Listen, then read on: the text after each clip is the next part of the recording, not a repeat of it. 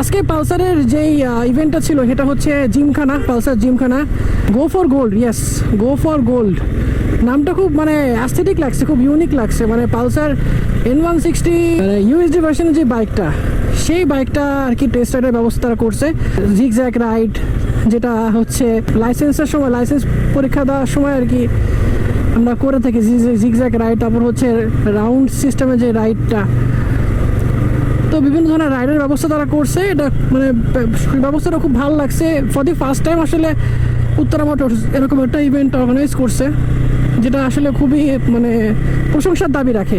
এরকম আরও ইভেন্ট আমরা চাই আমাদের বাইকারদের জন্য। আর বিশেষ করে এই ইভেন্টটা কিন্তু সর্বসাধারণের জন্য ছিল, শুধু পালসার ইউজারদের জন্য না, সব টাইপের বাইকাররা এই ইভেন্টে পার্টিসিপেট করতে পারবে।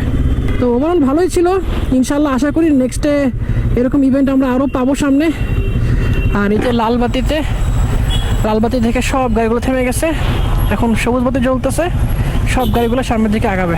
সুন্দর সিস্টেম, নাইস, খুবই ভালো লাগলো।